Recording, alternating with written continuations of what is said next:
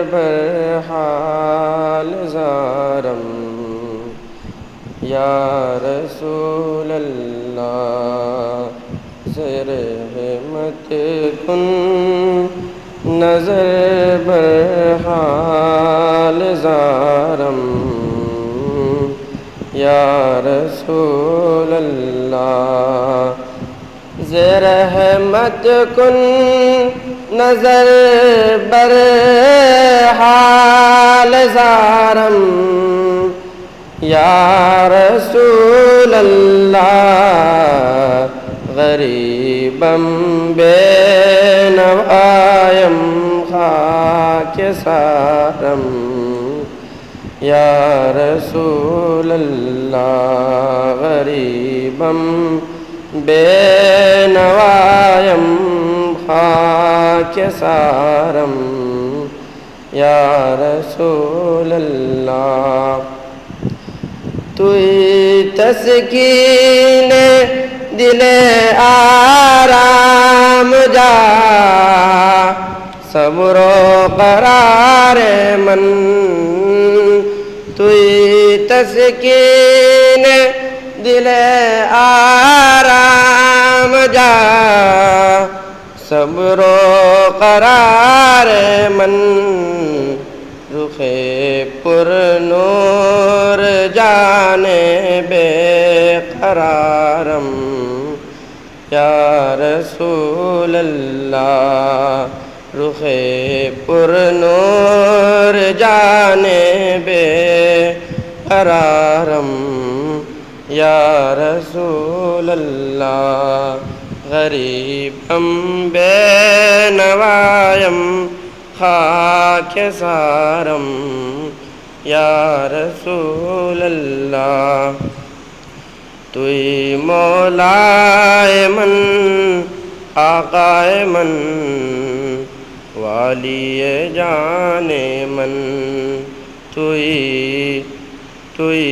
مولائے من آقائے من والی جان من توئی آقائے من والی من توئی مولائے من آقائے من والی جان من توئی دانی کے جز تو کس ندارم یا رسول اللہ غریبم بے نوایم خاک سارم یا رسول اللہ دم آخر نمائی جلوے دیدار جاں میرا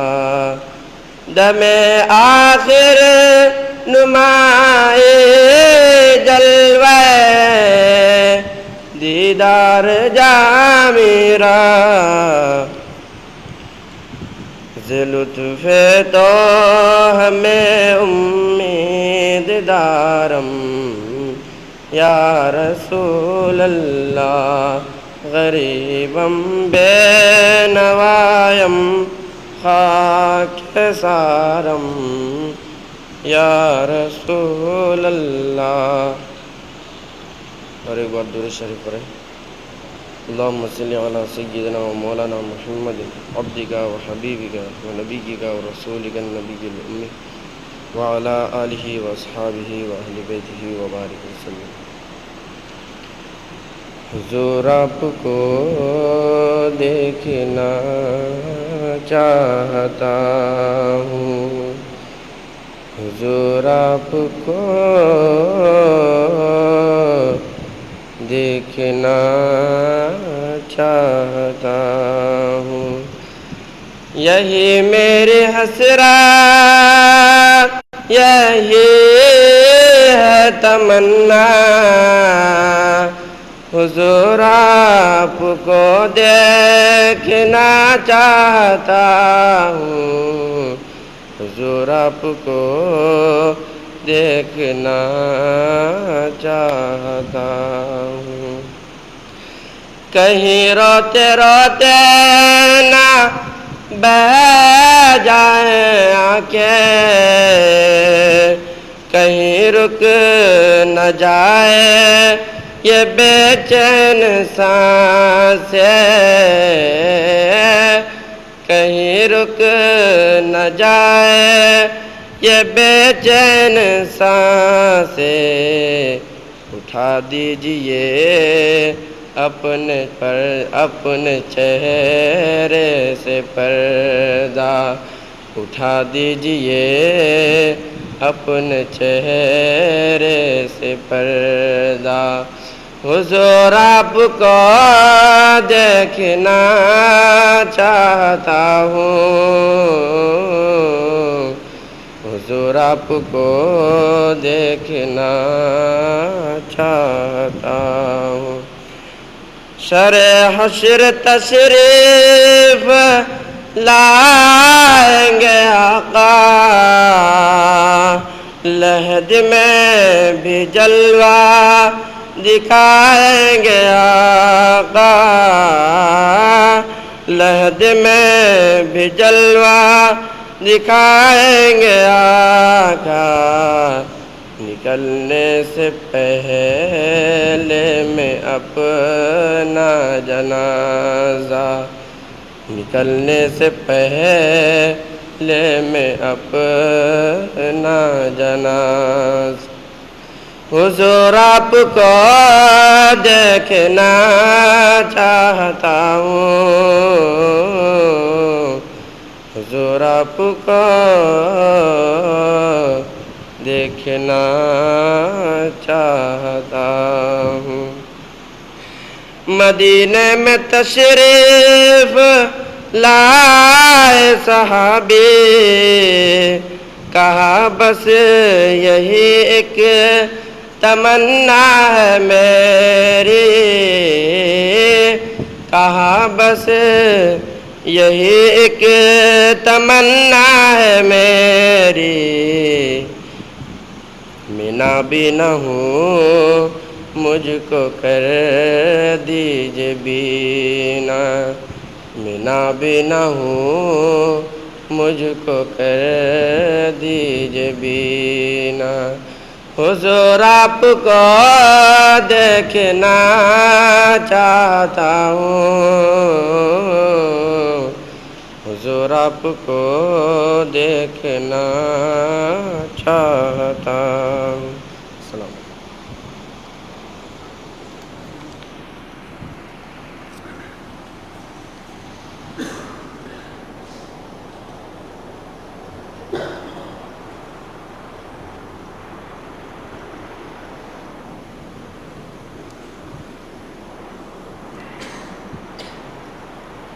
درود پاک۔ اللہم صلی وسلم بارک علی سیدنا و مولانا محمد کما صلیت علی ابراہیم وعلی آل ابراہیم انک حمید مجید، اللہم بارک علی محمد وعلی آل محمد کما بارکت علی ابراہیم وعلی آل ابراہیم انک حمید مجید۔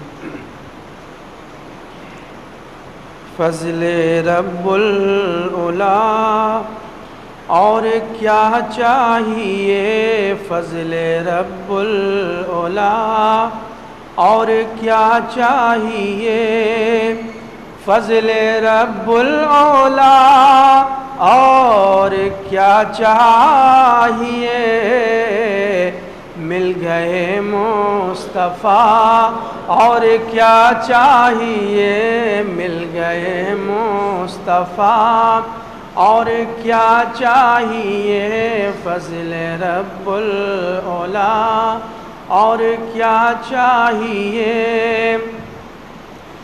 دامن مصطفیٰ جن کے ہاتھوں میں ہو، دامن مصطفیٰ جن کے ہاتھوں میں ہو، ان کو روز جزا اور کیا چاہیے، ان کو روز جزا اور کیا چاہیے، بھیک دے کر مجھے میرے سرکار نے، بھیک دے کر مجھے میرے سرکار نے، مسکرا کر کہا اور کیا چاہیے، مسکرا کر کہا اور کیا چاہیے، فضل رب العلا اور کیا چاہیے، گنبد سبز خیالوں میں رہنے لگا، گنبد سبز خیالوں میں رہنے لگا، حاضری کا صلہ اور کیا چاہیے، حاضری کا صلہ اور کیا چاہیے، فضل رب العلا اور کیا چاہیے، مل گئے مصطفیٰ اور کیا چاہیے، مل گئے مصطفیٰ صلی اللہ علیہ وآلہ وسلم۔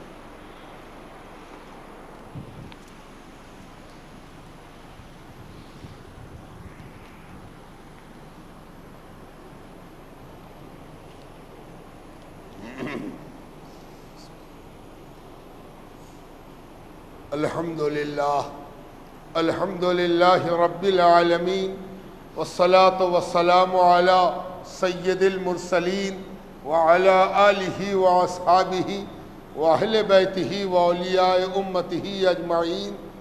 قال اللہ تبارک و تعالی فی القرآن المجید والفرقان الحمید، وما ارسلناک الا رحمۃ للعالمین۔ وقال اللہ تبارک و تعالی فی موضع آخر، سلام علیہ یوم ولد، آمنت باللہ ورسولہ وصدق اللہ مولانا العظیم۔ یہ رات ایسی عظمت و برکت کی ہے کہ اس رات میں اگر کوئی چاہے کہ سب سے عمدہ عمل کیا ہے، اس ساعت میں کوئی چاہے کہ سب سے اچھا کام کیا ہے، تو اس کے لیے سب سے بہتر کام یہ ہے کہ وہ دل کے اخلاص کے ساتھ، حضوری کے احساس کے ساتھ بارگاہ رسالت میں درود پاک پیش فرمائے۔ اس لیے سب حضرات دل لگا کر احساس حضوری کے ساتھ درود پڑھنے کی سعادت حاصل کریں۔ اللہم صلی علی سیدنا و مولانا محمد عبدک و حبیبک و نبیک و رسولک النبی الامی وعلی آلہ و اصحابہ و اہل بیتہ و بارک وسلم۔ اللہم صلی علی محمد وعلی آل محمد کما صلیت علی ابراہیم وعلی آل ابراہیم انک حمید مجید۔ اللہم بارک علی محمد وعلی آل محمد کما بارکت علی ابراہیم وعلی آل ابراہیم انک حمید مجید۔ آج یہ وہ ساعت ہے جو ہمیں نصیب ہو رہی ہے کہ انہی ساعتوں میں جیسے جیسے صبح صادق قریب ہوتی جا رہی ہے، حضور نبی کریم صلی اللہ علیہ وآلہ وسلم کی ولادت کی ساعت قریب آتی جا رہی ہے، اور ہمیں معلوم ہے کہ اس دنیا میں کسی کا آنا اور کسی کا جانا اللہ تبارک و تعالی جس کسی کو اپنے فضل و مرحمت کے ساتھ لاتا ہے، بخشی ہوئی بلندی کے ساتھ لاتا ہے، تو اس کی شان کے مطابق اس ساعت کا بھی انتخاب فرماتا ہے، اس ساعت کو بھی قدر و منزلت عطا فرماتا ہے۔ قرآن کریم شاہد ہے کہ اللہ تعالیٰ نے فرمایا اِنَّا أَنزَلْنَاهُ فِي لَيْلَةِ الْقَدْرِ، یہ قرآن ہے، باعظمت کتاب کی یہ بزرگی ہے، اور جان لو کہ اس کو ہم نے کب اتارا ہے؟ قدر والی رات میں اتارا ہے۔ یعنی قرآن کے نزول کے لیے جس رات کا حکمت الہی سے انتخاب کیا گیا اس کو بھی قدر والا بنایا گیا۔ قدر والی رات میں قدر والی کتاب اتری، اور اللہ تعالیٰ اس رات کی عظمت بیان کرتے ہوئے مزید کہتا ہے وما ادراک ما لیلۃ القدر، تم کیا جانو کہ اس رات کا مرتبہ کیا ہے۔ آپ اندازہ کر رہے ہیں کہ قرآن مرتبے والا ہے تو اس کے اترنے والی رات کا مرتبہ بھی بیان کیا جا رہا ہے، اور ہم میں سے کسی کی مجال نہیں ہے کہ قرآن کا مرتبہ سمجھ جائے۔ اتنا بلند، اتنا اعلیٰ عرفہ کتاب ہے کہ اس کے مرتبے کو سمجھ جانا ہم سب کے لیے ناممکن ہے۔ ہم جتنی قدر کریں، جتنی منزلت فرمائیں، جتنا تعلق اپنا قوی کریں، روز ختم کریں، اللہ تبارک و تعالیٰ کی آیات سے اپنا تعلق جس قدر استوار کریں، خود ہم بلند ہوتے جائیں۔ اور ایک اور بات بتا دی گئی کہ یہ جس رات اتری ہے اس کے اترنے والی رات کی قدر و منزلت بھی تم نہیں سمجھ سکتے۔ اس سے ایک بات پتہ چلی کہ جب کوئی چیز اللہ سبحانہ تعالی قدر و منزلت والی بنا دیتا ہے تو اس کے اترنے والی رات، اس کے آمد والی رات، اس کی تشریف آوری کا لمحہ بھی اس قدر بلند ہو جاتا ہے کہ اس کی بلندی کو سمجھنا مشکل ہے۔ اللہ تعالیٰ نے ہماری سمجھ کے مطابق تھوڑی سی راز افشانی فرمائی اور فرمایا کہ وما ادراک ما لیلۃ القدر، لیلۃ القدر خیر من الف شہر۔ یہ جو رات ہے اس کی عظمت کو ایک لمحے میں اگر سمجھنا چاہو تو جان لو کہ 1000 مہینہ اگر لگاتار تم عبادت کرو، لگاتار تم اللہ کی بندگی اختیار کرو، فرما برداری کرو، نیکی کماؤ، بھلائی کماؤ، ثواب کماؤ، تو سنو وہ 1000 مہینہ نیکیوں والا، بھلائیوں والا، عبادات والا، رضا الہی والا، اس سے بھی برتر ہے یہ رات جس رات میں قرآن نازل ہو رہا ہے۔ اب سوال یہ اٹھتا ہے کہ اس کے نزول کا ایک سبب، اس کے عظمت کا ایک سبب تو یہ تھا کہ قرآن نازل ہو رہا ہے، لیکن قرآن کے نزول کے ساتھ ساتھ اللہ تعالیٰ نے ایک اور خبر دے دی کہ اس رات کی عظمت کی وجہ یہ ہے کہ اس رات لگاتار اللہ کا سلام برستا ہے، اللہ کی جانب سے سلامتی برستی ہے، رحمت برستی ہے، فضل برستا ہے۔ اب جہاں مسلسل سلام برس رہا ہو، آپ تو جانتے ہیں کہ ہم جب کسی کو سلام کہتے ہیں کتنی بڑی نیکی کماتے ہیں، ہم کہتے ہیں، ادھر سے وہ جواب دیتا ہے۔ سلام کرنے والے کو کیا ثواب ملتا ہے، جواب دینے والے کو کیا اللہ کا فضل نصیب ہوتا ہے، یہ آپ جانتے ہیں، لیکن ذرا اندازہ لگائیے کہ جب اللہ تعالیٰ کی جانب سے سلام برس رہا ہو تو کیا عالم ہوگا۔ یعنی اللہ کا ہر سلام اپنی اترنے والی ساعت کو بلند کرتا ہے، یہ ہمیں قرآن سے معلوم ہو گیا۔ اب دوسری جو شق قرآن سے ہمیں معلوم ہو رہی ہے وہ یہ کہ جب قرآن کے نزول کا یہ عالم ہے، قرآن کی آمد کا یہ مرتبہ ہے، قرآن کریم کی آمد کا یہ فضل اور کرم اور اس کی مہربانی کی یہ چھٹا ہے، تو ذرا اندازہ لگائیے کہ جس کی وجہ سے قرآن نازل ہو رہا ہے، جس پر قرآن نازل ہو رہا ہے، اس کا رتبہ کیا ہے، اس کا مقام کیا ہے اور اس کی بلندی کیا ہے۔ اور ایسا نہیں ہے کہ سب کچھ قیاس پر ہے، کوئی ایسا سوچے کہ یہ سب تو آپ اندازہ کر رہے ہیں، گمان کر رہے ہیں، نہیں، اللہ تعالیٰ نے قرآن کریم میں اس کو الگ سے نہایت رازداری کے ساتھ اور نہایت خوبصورتی کے ساتھ اور نہایت وضاحت کے ساتھ، جو سمجھے کہ رازداری ہے تو رازداری ہے، جو سمجھے کہ اس راز سے پردہ اٹھانا ہے اس کے لیے راز سے پردہ اٹھنا ہے، کہ اللہ تعالیٰ فرماتا سلام علیہ یوم ولدا، جس رات کسی نبی کی ولادت ہوتی ہے، نبی اس دنیا میں آتے ہیں، نبی کی تشریف آوری ہوتی ہے، تو یہ کوئی معمولی معاملہ نہیں ہے، نبیوں کا فیصلہ ازل میں ہو چکا ہے۔ اللہ تبارک و تعالیٰ نے نبیوں کے مقام، مرتبے، منصب، ان کی ذمہ داری اور ان کے مرتبے کا تقدس، اس کا فیصلہ فرما دیا ہے، اور کون کون نبی ہوں گے اس کا فیصلہ ہو چکا ہے، کون کب آئیں گے اس کا فیصلہ ہو چکا ہے۔ تو ان کے آمد کی ساعت کیسی ہوگی، جب وہ اس دنیا میں آئیں گے تو کیا معاملہ ہوگا، اس کو بھی قرآن کریم بیان فرما دیتا ہے کہ سلام علیہ یوم ولد، جس وقت کوئی نبی اس دنیا میں تشریف لاتے ہیں، ولادت ہوتی ہے، پیدا ہوتے ہیں، جنم لیتے ہیں، سلام علیہ، اس وقت بھی سلام برستا ہے۔ یعنی شب قدر کو تو سلام کے ساتھ جوڑا ہی، نبی کی ولادت کو بھی سلام کے ساتھ جوڑا۔ تو اس سے یہ پتہ چلا کہ نبی کی ولادت کی ساعت بھی سلامتی کے برسنے کی ساعت ہے۔ اب آپ کہیں گے کہ جب نبی پیدا ہوئے آج سے 1500 سال پہلے تو اس وقت سلام برسا، ہم مانتے ہیں کہ اس وقت سلامتی برسی، لیکن آج تو 1500 سال گزر گئے نبی کی آمد کو، آج بھی سلامتی برستی ہے۔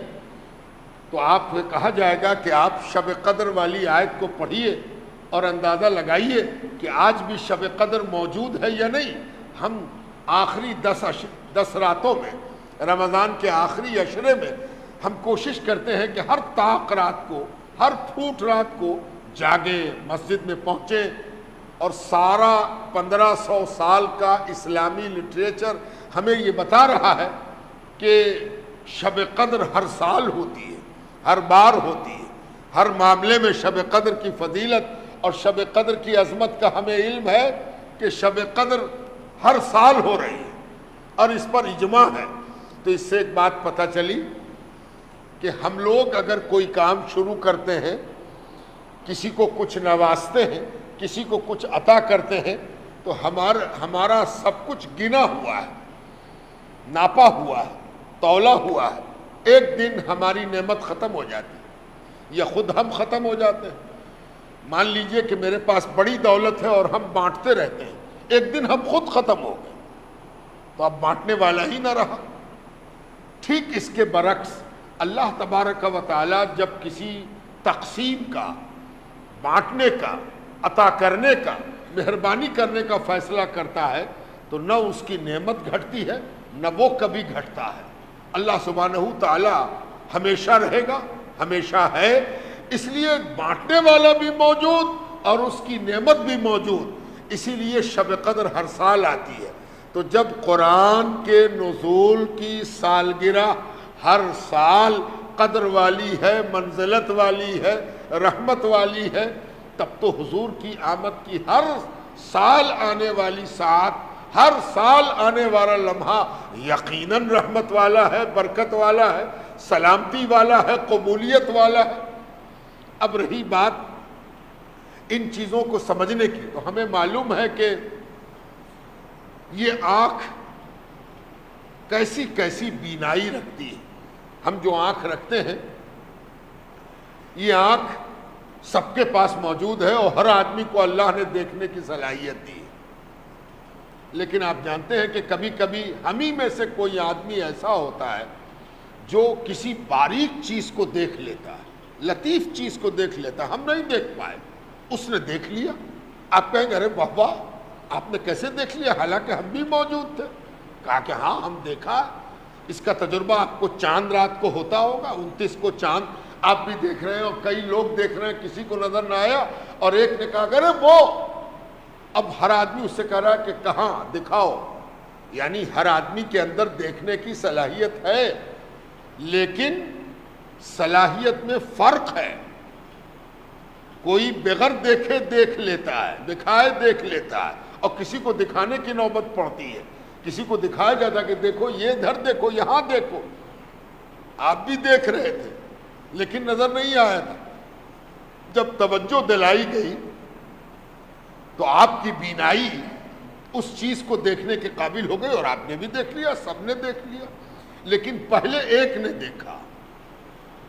اسی طرح بینائی کا فرق لیاقت کے ساتھ بھی آتا ہے.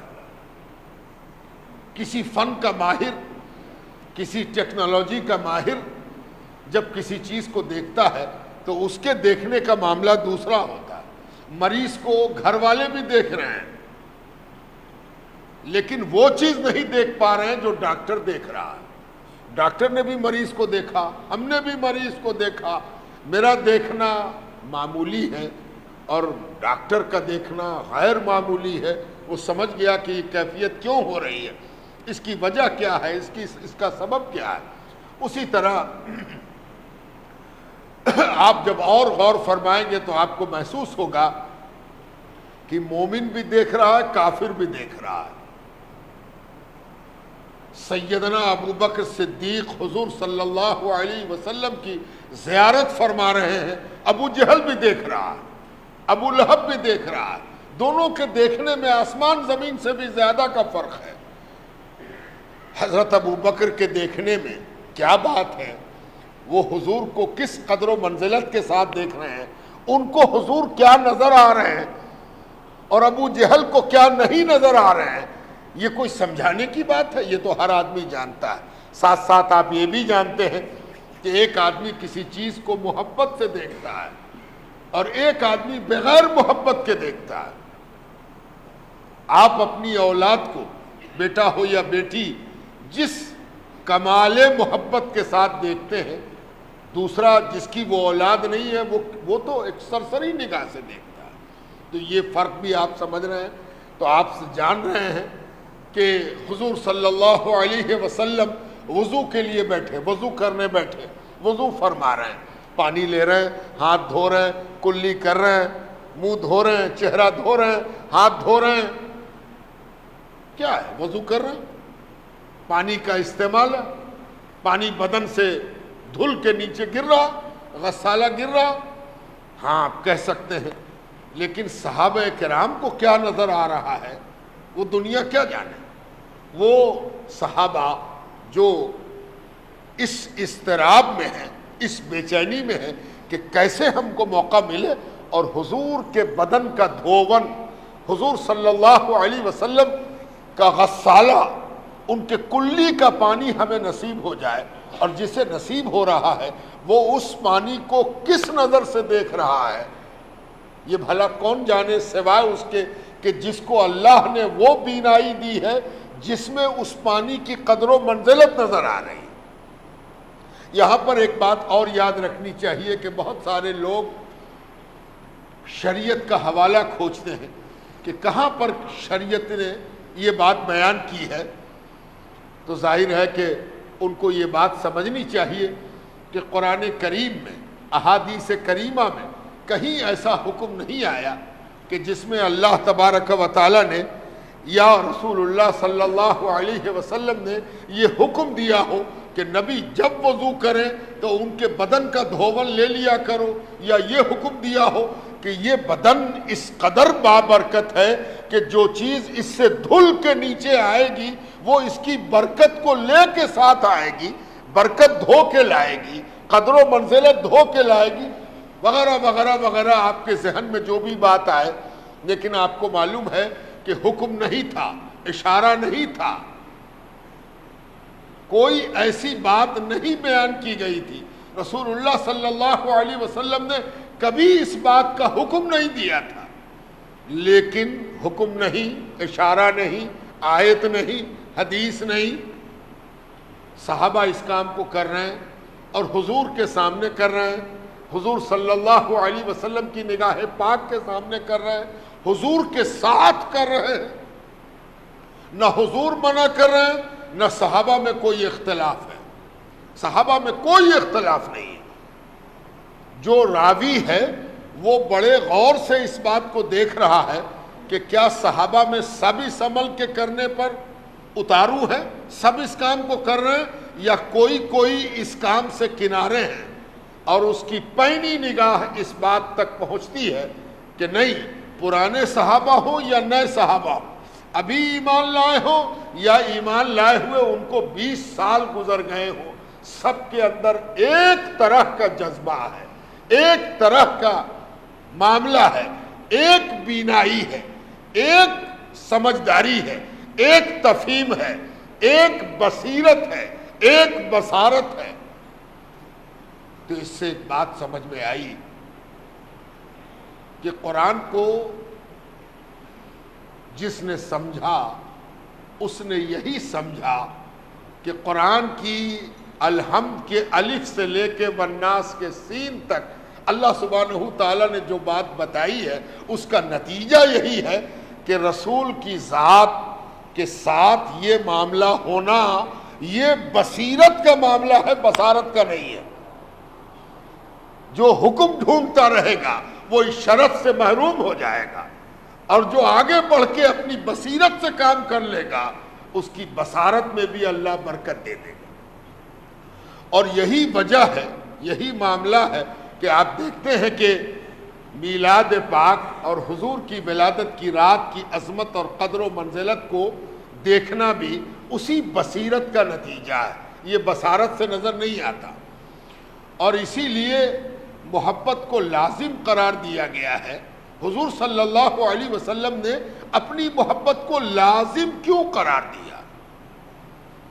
بالکل ایسے سمجھیے کہ ڈاکٹر یہ کہتا ہے کہ بھائی آپ کی بینائی ابھی اس لائق نہیں رہی کہ بغیر چشمے کے آپ دیکھیے، اور آپ بھی کہیے گا ہاں ڈاکٹر صاحب آپ ٹھیک کہہ رہے ہیں، تو چشمہ جانچ کر کے وہ آپ کو دیتا ہے اور آپ چشمہ لگاتے ہیں تو آپ کو لگتا ہے کہ ارے میری بینائی تو 2 گنی 3 گنی 5 گنی 10 گنی بڑھ گئی، بڑا اچھا چشمہ آپ نے دیا، بڑا بڑھیا، ہم تو پڑھ ہی نہیں پاتے تھے، ہم تو مہین دیکھ ہی نہیں پاتے تھے، یہ چشمہ بہت ضروری تھا، چشمے کے بغیر میری آنکھ ہوتے ہوئے بھی نہیں تھی، چشمہ لگتے ہی میری آنکھ ہو گئی۔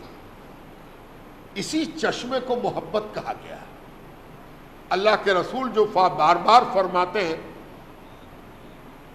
کہ تم میں سے کوئی شخص اس وقت تک مومن اور مومن کامل، مومن حقا، سچ مچ مومن نہیں ہو سکتا جب تک کہ اس کے دل میں میری محبت تمام قسم کی محبتوں سے زیادہ نہ ہو جائے، سوا نہ ہو جائے، ساری محبت سے آگے نہ ہو جائے، افضل نہ ہو جائے۔ کیوں؟ کیا ضرورت ہے اس کی؟ ارے اس کی ضرورت اس لیے ہے کہ اللہ تبارک و تعالیٰ کے معاملات کی لطافت، اللہ تبارک و تعالیٰ کی بخشی ہوئی قدر و منزلت کو دیکھنے کے لیے جس چشمے کی ضرورت ہے اس چشمے کا نام چشمہ محبت ہے۔ جب تم اس کو اپنی آنکھ پر لگاؤ گے تو وہ دیکھ سکو گے جو صحابہ محبت کا چشمہ لگا کے دیکھ رہے ہیں اور حضور کے بدن کا غسالہ لینے کو پریشان ہے۔ جو دوسرے کو سمجھ میں نہیں آ رہا وہ چشمہ محبت لگانے والے کو سمجھ میں آ رہا۔ اسی لیے اس محبت کا تعلق ہمارے ایمان کے ساتھ اور ایمان کی بصیرت کے ساتھ ہے۔ ایمان کے نتیجے میں جو بینائی نظر آنی چاہیے، نصیب ہونی چاہیے، جس کے نتیجے میں ہم وہ چیز حاصل کر سکیں جو ہم بغیر بصیرت کے حاصل نہیں کر سکتے۔ جس طرح باریک سطروں کو پڑھنے کے لیے ہمیں پاور والا چشمہ چاہیے، وہ بھی مناسب پاور کا۔ یہ بھی کتنی بہتر بات ہے کہ ہر آدمی کی آنکھ پر ایک چشمہ نہیں چڑھتا، ہر آدمی کی آنکھ کے لیے ایک الگ پاور چاہیے، اور وہ بڑی باریکی کے ساتھ طے ہونا چاہیے۔ پاور ایسا نہیں ہونی چاہیے، آپ کو معلوم ہے کہ ان کا چشمہ کوئی دوسرا لگا لے تو اس کی آنکھ خراب ہو جائے گی۔ ڈاکٹر منع کرتے ہیں کہ دوسرے کا چشمہ نہ لگائیے، جو آپ کا چشمہ ہے وہی لگائیے، اور یہ بھی کہتے ہیں کہ چشمہ برابر لگائیے، چشمے کو لگاتار لگائیے تاکہ آپ کے دیکھنے کی صلاحیت کانسٹنٹ ہو سکے۔ تو جب یہ بات ہمیں معلوم ہوئی تو اس سے ایک الگ قسم کی سمجھداری اور دانش مندی ڈیولپ کی کہ جو لوگ میلاد کو سمجھنے کے لیے اور حضور صلی اللہ علیہ وسلم کی آمد کے جشن کو جاننے کے لیے حکم کھوج رہے ہیں کہ حکم کہاں ہے، عمل کہاں ہے نا؟ پتہ نہیں وہ کون ہوگا جو لپک کے حضور کے وضو کا غسالہ لے رہا ہوگا، پہلا آدمی، وہ پہلا آدمی، اس سے پہلے تو کوئی نہیں ہوگا۔ اس پہلے آدمی نے جو پہل کیا ہوگا اس کو یہ انسپائریشن کہاں سے آیا؟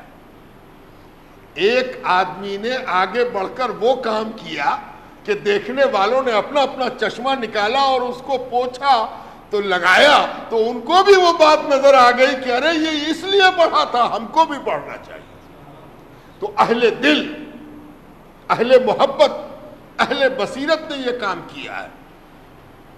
کوئی کہے کہ 600 برس سے ہو رہا ہے، کوئی کہے 700 برس سے ہو رہا ہے، کوئی کہے 1000 برس سے ہو رہا ہے، تو اس سے کہنا چاہیے کہ آپ جو کہہ رہے ہیں وہ وحی نہیں ہے، اللہ کی طرف سے اترا ہوا علم نہیں ہے، آپ نے تحقیق کیا ہے۔ تحقیق تو بدلتی رہتی ہے، آج کچھ ہے کل کچھ اور ہو جائے۔ ایک آدمی کو پکڑ کے پولیس لے جاتی ہے، کچھ دن کے بعد عدالت اس کو چھوڑ دیتی ہے کہ نہیں یہ بے قصور ہے، آپ کا ریسرچ ٹھیک نہیں ہے، آپ اور ٹھیک سے جانچ پڑتال کیجئے۔ پتہ چلا کہ جانچ پڑتال صحیح بھی ہوتی ہے، غلط بھی ہوتی ہے۔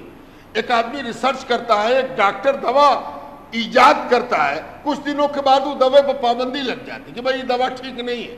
اس سے پتہ چلا کہ آپ جو 6 مہینے اور 600 سال اور 700 سال کی تحقیق کر رہے ہیں، ارے یہ سب تحقیق ہے، یہ بچوں کا کام ہے، کرتے رہیے۔ اگر آپ کی بات درست بھی مان لی جائے کہ 600 سال سے ہو رہا ہے، جبکہ یہ بات درست نہیں ہے۔ جب اللہ تعالیٰ نے فرما دیا سلام علیہ یوم ولد، جس دن نبی پیدا ہوتے اس دن اللہ کا سلام برستا ہے، تو یہ بات 600 سال سے کیسے ہو سکتی ہے؟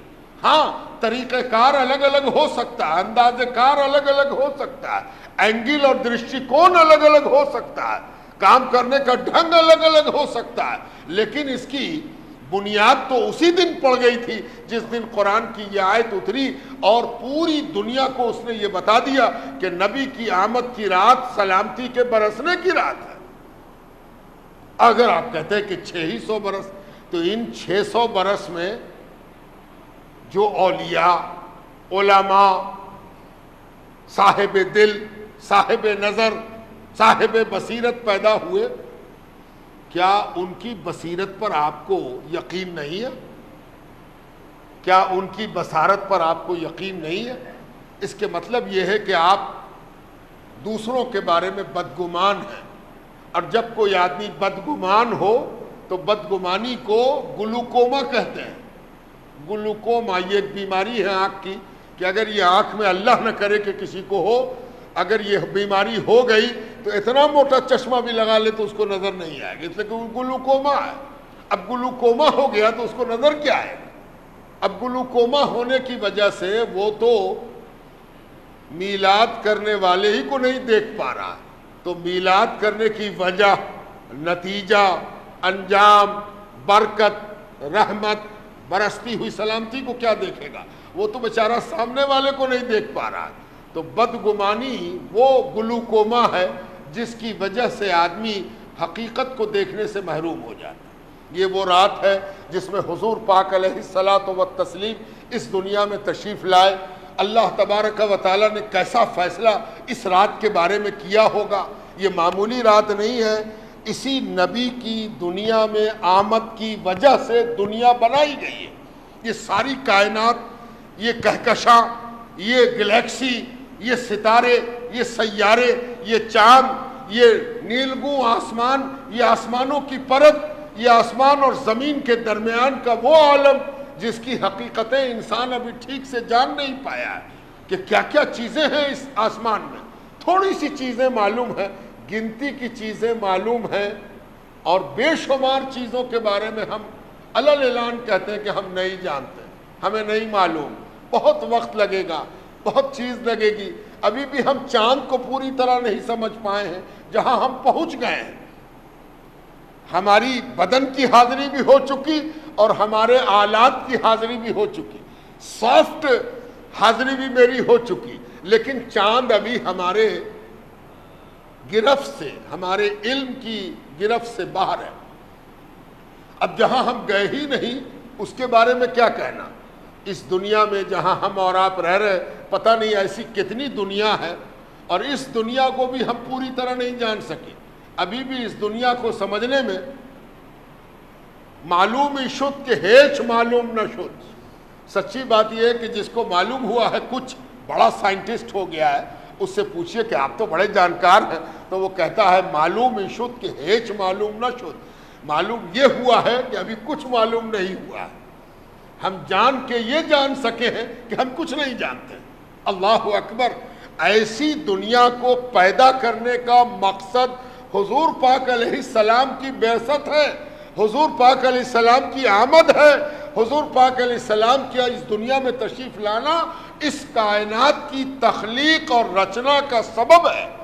تو آج تو وہ رات ہے جس رات اس کائنات کی تخلیق کا سبب پیدا ہونا۔ ساتھ ساتھ ایک اور اہم بات ہے جو عقیدہ بھی ہے، نتیجہ بھی ہے۔ عقیدے اور نتیجے میں ایک دوری ہے۔ ہم جو چیز عقیدے میں رکھتے ہیں، کوئی کہے کہ تم نے دیکھا ہے تو آپ کہیں گے دیکھیں گے، قیامت آوے گی تو بہت سی چیز ہم دیکھ لیں گے۔ جو حضور پاک علیہ السلام نے بتایا ہے وہ سب ہم قیامت میں دیکھیں گے، تو ہم کہیں گے عقیدہ تو میرے سامنے ہے، نتیجے کی امید ہے۔ لیکن ایک عقیدہ ایسا ہے جس کا نتیجہ دیکھ رہے ہیں ہم اور آپ۔ وہ عقیدہ یہ ہے کہ نبی آتے ہیں ہدایت کے لیے، نبی آتے ہیں راستہ دکھانے کے لیے، نبی آتے ہیں دنیا کو سدھارنے کے لیے، نبی آتے ہیں گرتوں کو تھامنے کے لیے، نبی آتے ہیں برے کو بہتر بنانے کے لیے۔ اور آپ جانتے ہیں کہ یہ نبی جب دنیا میں تشریف لائے تو ان کی آمد کا مقصد ان کی نگاہوں کے سامنے، تاریخ کے سامنے، ہسٹری کی روشنی میں، آفتاب دنیا کی روشنی میں ساری دنیا نے دیکھا کہ جو قوم روز لڑتی تھی، جو قوم شراب کی رسیہ تھی، جو قوم سودی اور بیاجی میں تراہی کر رہی تھی، جینا مشکل تھا، ہر آدمی پر چند لوگوں کا سود لازم تھا، سب سود کے تلے، بیاج کے تلے، انٹرسٹ کے تلے دبے ہوئے تھے، ہر آدمی پر کوئی نہ کوئی حاکم بنا ہوا تھا، زمیندار تھا، زمین کا مالک نہیں تھا، آدمی کا بھی مالک تھا۔ دنیا جہالت سے اٹی ہوئی تھی، عورتوں کی کوئی حیثیت نہیں تھی، لڑکیاں زندہ دفن کی جا رہی تھی، روز بدلہ لینے کا نیا ریکارڈ قائم ہو رہا تھا، لوگ 100 برس کا بدلہ اتار رہے تھے اور بدلے کا بدلہ چل رہا تھا۔ ایسے عالم میں یہ پیشنس، یہ بڑی طاقت ہے، اس میں برداشت۔ آدمی بہت جلد برداشت کرنے کی قوت کھو دیتا ہے، لیکن نبی اس رب تعالیٰ کا نمائندہ ہوتا ہے جو صبر کا بھی ہمالیہ پہاڑ سے بڑا صبر لاتا ہے، اور اس نبی کو صبر کا یہ عالم ہے کہ 13 سال مکے میں ستایا جاتا ہے، تنگ کیا جاتا ہے، لیکن یہ نبی اس مستقبل کو دیکھ رہا ہے، جس مستقبل کو جس کا مستقبل ہے وہ بھی نہیں دیکھ رہا ہے۔ یعنی جو نبی کو گالی دے رہا ہے، جو نبی کو ستا رہا ہے، جو نبی کو تنگ کر رہا ہے، جو نبی کے جان مال کا دشمن ہے، وہ بھی نہیں دیکھ رہا ہے کہ میرا کل کیسا ہوگا، لیکن وہ نبی جس کو ستایا جا رہا ہے وہ گویا دیکھ رہا ہے کہ جتنا بھی ستا لو، ایک دن تمہارے قلب کی ماہیت، تمہارے دل کا پلٹنا، تمہاری تقدیر کا پلٹنا، اور تمہاری آنکھوں پر ایمان کا چشمہ چڑھنا، اور تمہاری آنکھوں کے ایمان والے چشمے میں محبت کا پاور آنا، یہ ہم دیکھ رہے ہیں۔ آپ جانتے ہیں کہ 13 سال کے بعد حضور مدینہ جاتے ہیں اور 7 سال اور گزر جاتا ہے۔ اس 7 سال کے گزرتے گزرتے سینکڑوں ایسے ہیں جو کل گالی دیتے تھے اور روتے ہوئے، گڑ گڑاتے ہوئے، لرزتے ہوئے، امیدواری کے ساتھ، آشا کی کرن کے ساتھ حضور کے قدموں میں آ کے گر جاتے ہیں اور کہتے ہیں کہ 20 سال غلطی ہو گئی، 20 سال گزر گئے، ہم کو وہ نہ دیکھتے ہوئے جو دیکھنے کے لائق تھا، ہے نا؟ یہ سب سے بڑا معجزہ ہے حضور کا۔ حضور صلی اللہ علیہ وسلم کا یہ معجزہ نہیں ہے کہ دشمنوں کو مار دیا، دشمنوں کو کاٹ دیا، دشمنوں کی گاجر مولی کی طرح دشمن ختم ہوگا، نہیں۔ حضور کا سب سے بڑا معجزہ یہ ہے کہ وہ سینکڑوں لوگ جو حضور کے نگاہوں کے سامنے دشمنی کر رہے تھے وہ سب ایک دن دھیرے دھیرے دشمنی چھوڑتے گئے اور جان نثار مسلمان ہو گئے. جو کل گالی بکتے تھے وہ آج حضور صلی اللہ علیہ وسلم کی عظمت تلے اپنا سر لگائے ہوئے ہیں کہ اس عظمت کی گرد میرے سروں پر پڑ جائے. یہ حضور صلی اللہ علیہ وسلم کا وہ معجزہ ہے جس معجزے کو دنیا نے دیکھا. اذان. اور اس طرح درود پاک پڑھیے اللہم صلی علی سیدنا و مولانا محمد وعلی آل سیدنا و مولانا محمد بعدد کل ذرۃ الف الف مرۃ وبارک وسلم.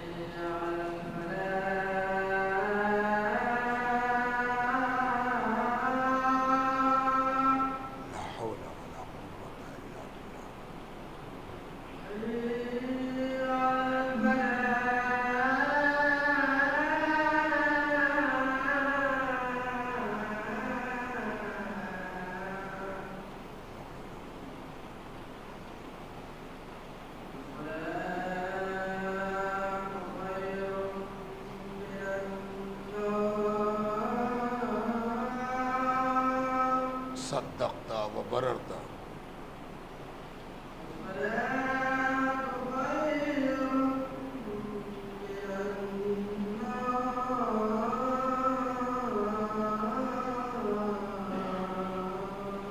صدقت وبررت.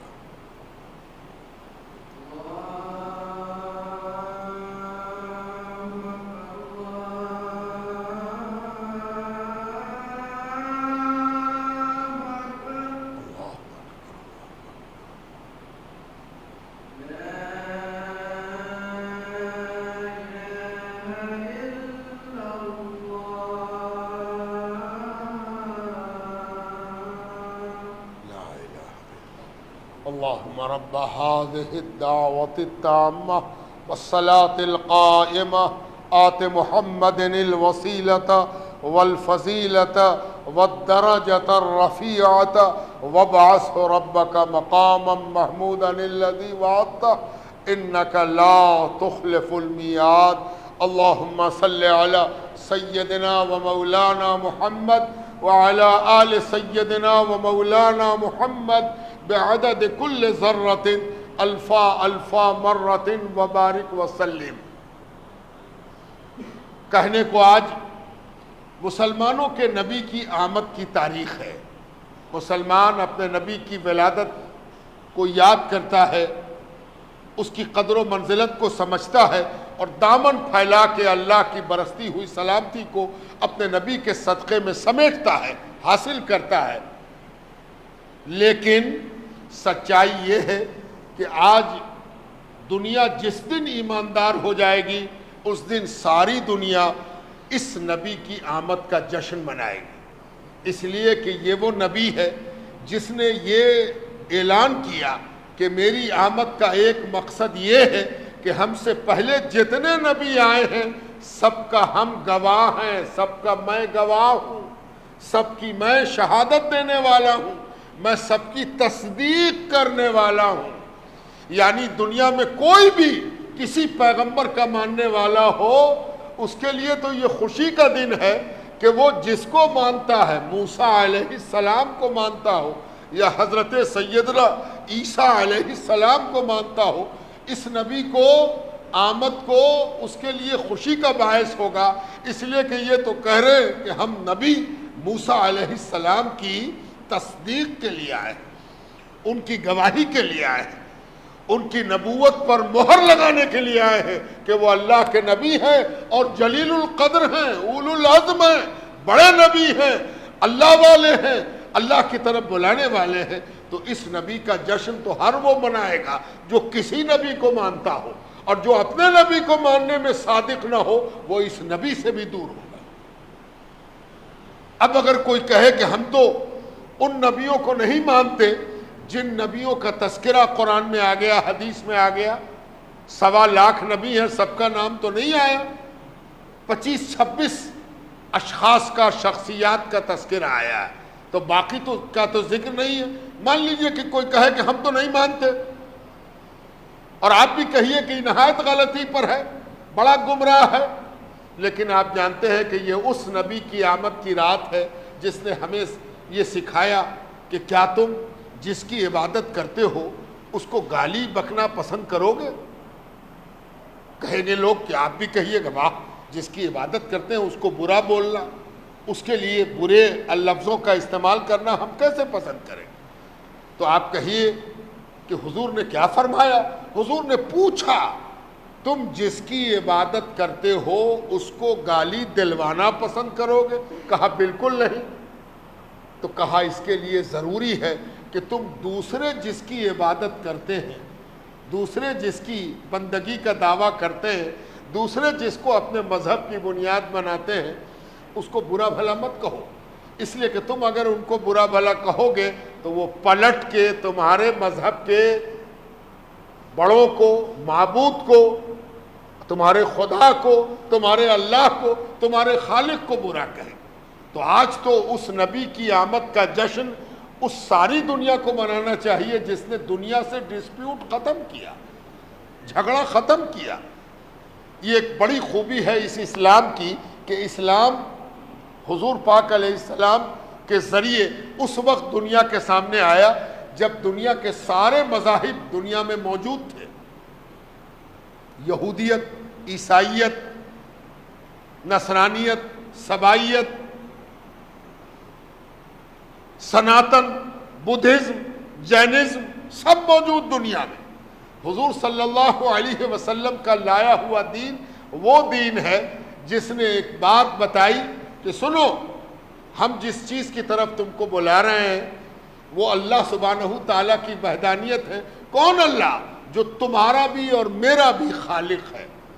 اس دنیا میں سارے انسان برابر ہیں۔ آج دنیا میں سب سے بڑا جھگڑا کس بات کا؟ ایک کالا ہے، ایک گورا ہے، یہ چائنیز ہے، یہ ایشین ہے، یہ کالی چمڑی کا ہے، یہ اجلی چمڑی کا۔ امریکہ جیسے ترقی یافتہ دانشور ملک میں سب سے زیادہ جھگڑا کس بات کا؟ ریشیل۔ جس دن موقع مل گیا اس دن کالے نے گورے کو پٹک ڈالا، اور گورے کو جب جب موقع مل رہا ہے وہ کالے کو پھیل رہا ہے، مار رہا ہے، کاٹ رہا. آپ ساری دنیا دیکھ رہی، کوئی حل نہیں ہے. بلکہ ان کا جو سو کالڈ سائنس ہے، سائنس جو گرو کر رہا ہے، ابھی بیچارہ جہاں تک پہنچا ہے اس گرو کے نتیجے میں وہ یہ کہتا ہے کہ ہاں یہ کالے ہیں، ان کا جین الگ ہے، ان کا جین الگ ہے. لیکن نبی جس کتاب کو لے کے آ رہا ہے وہ کتاب اعلان کر رہی ہے، یا ایھا الناس اتقوا ربکم الذی خلقکم من نفس واحدہ. سنو، تم کو اللہ نے ایک جان سے پیدا کیا ہے، تم سب ایک باپ کی اولاد ہو. یہ اعلان کرنے والا نبی آج آیا تو سارے ریسیل ڈسکریمنیشن کے شکار ہونے والوں کو تو آج جشن منانا چاہیے کہ یہ واحد انسان ہے دنیا کا جس نے اس قوت، اس شدت اور اس ایمانداری کے ساتھ اس بات کو اٹھایا کہ ساری دنیا کے لوگ ایک ہیں.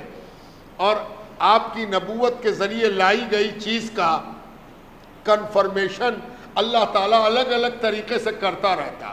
ایک کنفرمیشن ابھی ہوا کووڈ-19 کی شکل میں کہ جب کووڈ-19 آیا تو کالا بھی مرے لگا، گورا بھی مرے لگا.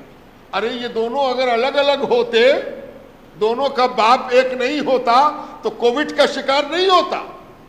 ہندو بھی مرنے لگا، مسلمان بھی مرنے لگا، نیکوکار بھی دنیا سے جانے لگے، نیکوکار اور بدکار بھی جانے لگے.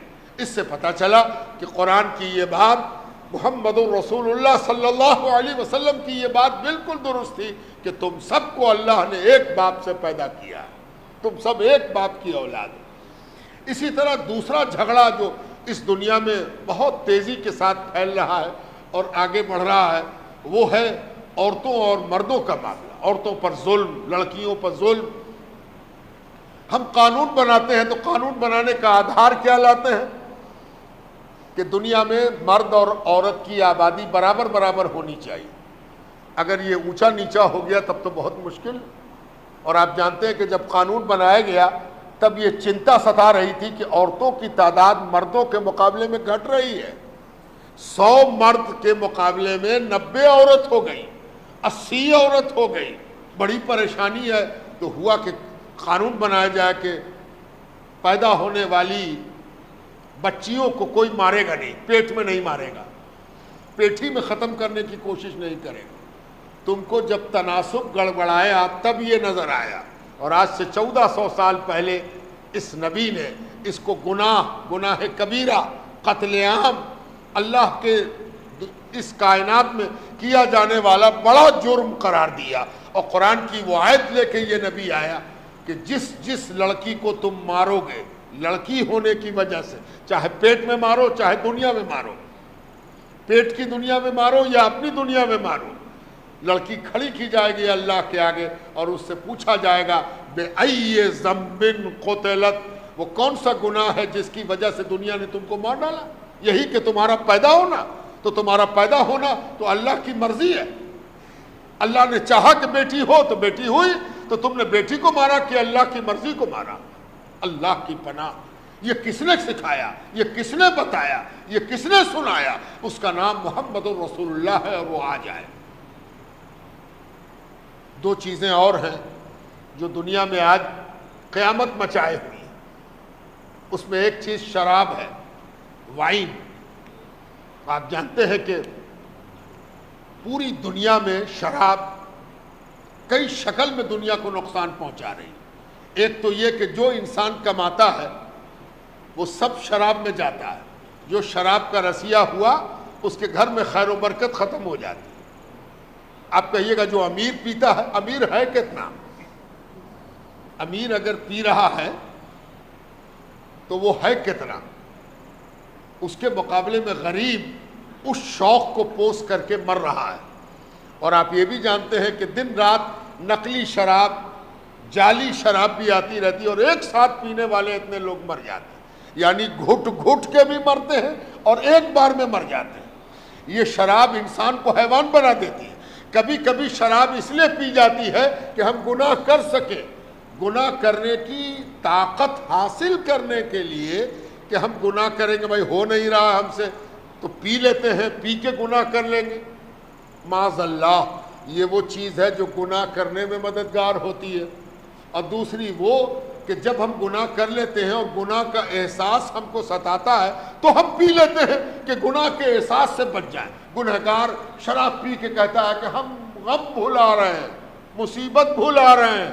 اچھا، یہ شراب، دنیا میں کوئی ایسا پیدا نہیں ہوا جس نے شراب کو حرام قرار دیا ہو، اس کا نام محمد رسول اللہ صلی اللہ علیہ وسلم ہے، جس نے کہا، جس نے سنایا، جس نے بتایا اور کر کے دکھایا۔ یہ کوئی ایسا اعلان نہیں تھا کہ اعلان کر دیا مانو نہ مانو۔ حضور صلی اللہ علیہ وسلم نے یہ سچ کر کے دکھایا کہ جو دن رات شراب پیتے تھے ان کو اپنے محبت کی شراب ایسی پلائی، ایسا مدھو پلایا، ایسی شراب پلا دی ایمان کی کہ ان سے وہ شراب جاتی رہی جو ان کی زندگی اور سماج کو برباد کر رہی۔ دنیا میں اکیلا مذہب ہے، دنیا میں اکیلا اسکول آف تھاؤٹ ہے جو چلا چلا کے کہہ رہا انسانوں شراب تمہارے لیے زہر ہے، شراب سے بچو، ام الخبائث ہے، برائیوں کی جڑ ہے، برائیوں کا فتنے کی جڑ ہے۔ آپ جانتے ہیں کہ دنیا نے نانا کر کے بھی کچھ مان ہی لیا۔ آپ کو معلوم ہے کہ بہت جگہ لکھا ہوا دیکھیے گا، قانون کی کتاب میں دیکھیے گا، نوٹس میں دیکھیے گا، گاڑی چلاتے ہوئے نہیں پی سکتے، ڈیوٹی کرتے ہوئے نہیں پی سکتے۔ ارے تو آنشک روپ سے تو آپ نے مان ہی لیا۔ اگر یہ نقصان دہ چیز نہیں تھی تو گاڑی چلانے میں کیوں روک رہے ہیں؟ اگر یہ نقصان دہ چیز نہیں تھی تو ڈیوٹی میں کیوں روک رہے ہیں؟ رسول اللہ ان کو کہتے ہیں جنہوں نے کہا 24 گھنٹے کی ڈیوٹی پر ہو، تم 24 گھنٹے کی ڈرائیونگ پر ہو، خبردار کبھی شراب کو ہاتھ مت لگانا۔ اب دوسری چیز ہے سود، بیاج۔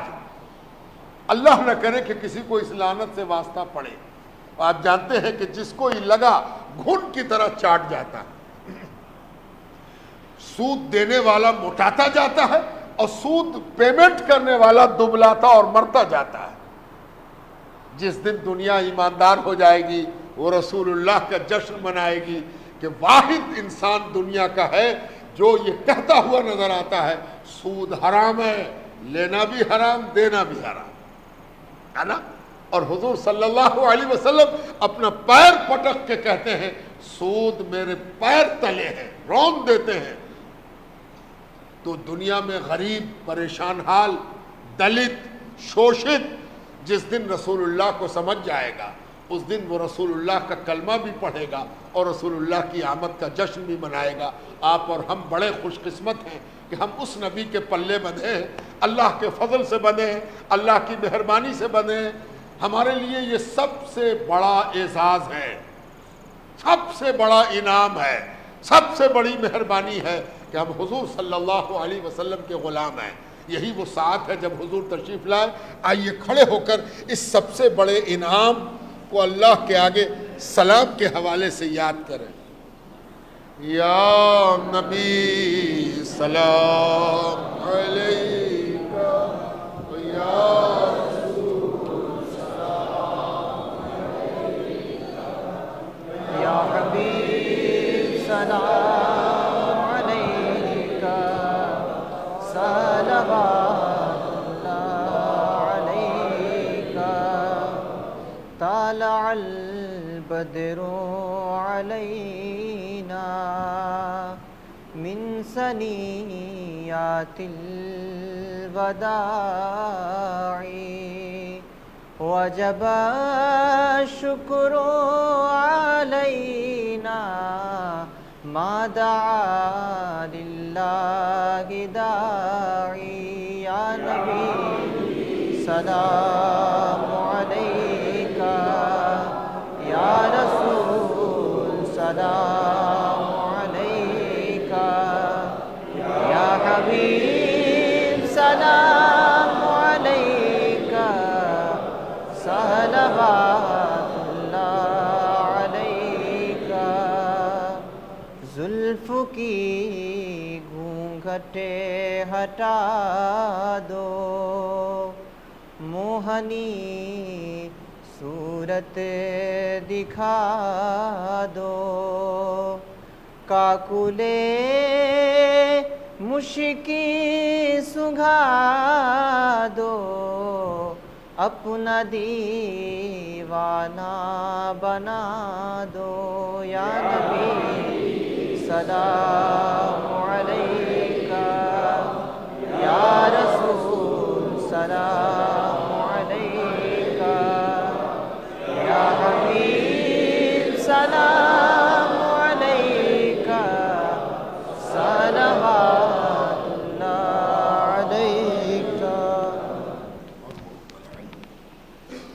طلع البدر علينا من ثنيات الوداع وجب الشكر علينا ما دعا لله داعي يا نبي سلام عليك يا رسول سلام علیکہ یا حبیب سلام علیکہ صلوات اللہ علیکہ صلاۃ و سلام علیک یا رسول اللہ صلاۃ و سلام علیک یا حبیب اللہ صلاۃ اللہ علیک و آلک متعنی بالسمع والبصر بسم اللہ